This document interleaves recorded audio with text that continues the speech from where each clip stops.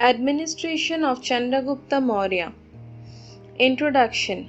The administrative system of Chandragupta Maurya was strong and highly systematic. Luckily enough, a clear picture of that administration is derived from the two most important sources of history, namely Kautilya's Arthashastra and the Indica of Megasthenes, which has survived in fragments in shape of extracts in the writings of other classical writers. The king. The king was the highest authority and was assisted by ministers and other state officers. Pataliputra was the capital of Maurya Empire during the rule of Chandragupta Maurya. King Chandragupta Maurya lived in pomp and splendor. He was carried in golden palanquins and used richly decorated elephants while going out on hunting. The palace of Chandragupta Maurya symbolized the wealth and power of his empire. Central administration. The central administration of the Mauryas represented a comprehensive system. Evidences show that Chandragupta ruled with the advice of a council of ministers or Mantri Parishad. The central administration was divided into several departments. Kautilya mentions a large number of departments which looked after such important subjects. The Department of Finance was given greater attention. The Mantri Parishad conducted its business in all seriousness. The king and even the provincial viceroys consulted the ministers in matters of administration. It was the work of the central government to discharge welfare duties for the benefit of the unemployed, widows, destitute and orphans, and even of musicians and dancers. There were elaborate functions for the development of works and construction all over the empire.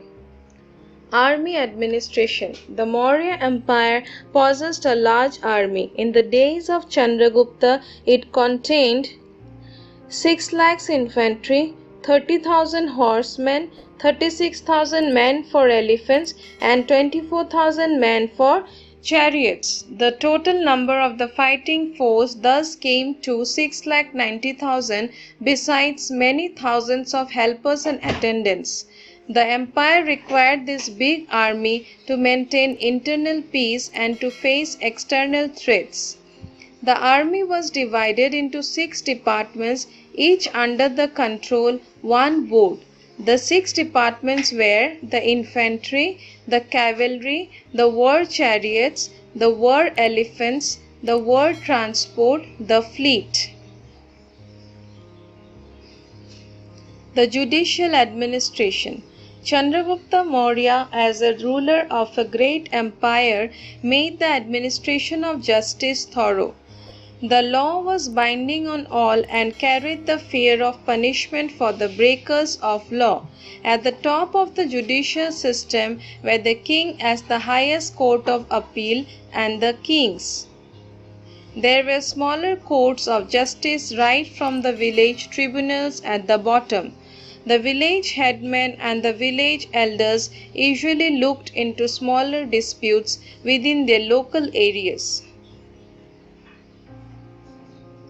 Provincial administration. The extensive Maurya Empire was divided into some big provinces. The administration of the provinces was placed either in hands of governors or the princes of the royal house acting as viceroys. The village administration. The Indian villages from time immemorial managed their internal affairs in a smooth and orderly manner. At the time of Chandragupta, the same traditional village system continued. Every village had a headman. He was assisted by the village elders in looking to the disputes among villagers and keeping peace in the village. Thus, that India under Chandragupta Maurya enjoyed a strong and sound administration based on valid principles, systematic organization, and the rule of law.